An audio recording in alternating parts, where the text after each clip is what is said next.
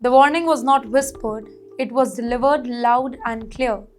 On the global stage, in front of the world leaders, with the United States watching closely, China drew a red line.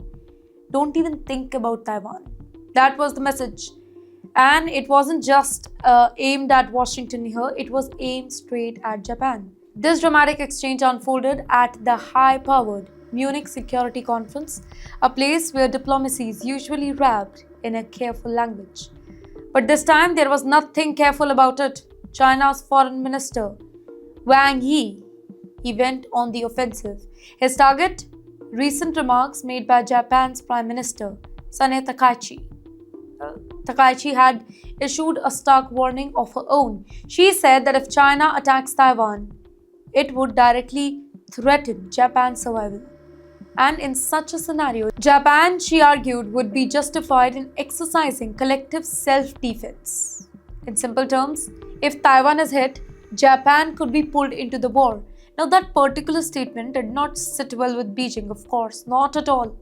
Standing under the global spotlight, Wang Yi fired back. He warned Tokyo against challenging China's sovereignty here. He reminded Japan that Taiwan is viewed by China as an inseparable part of its territory, and any foreign interference, be it anybody, be it US, Japan, it could come with consequences.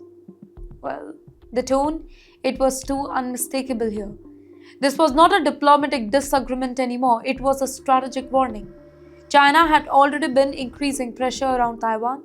Large-scale military drills, warplanes crossing sensitive lines.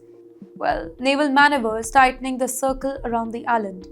Every move carefully watched, every signal carefully calculated, and Japan is watching nervously because Japan sits right next to Taiwan, right? Because Japanese island, it lies very close to the key sea lanes, and because any conflict over Taiwan, it would almost certainly spill into Chinese security space. Now add one more layer to the equation here. The United States. Under President Donald Trump, Washington has openly strengthened its ties with its ally in the Indo-Pacific. China, South Korea, Australia, all watching China's move here, all preparing for worst-case scenario. So when China wants Japan here, it is also sending a message beyond Tokyo.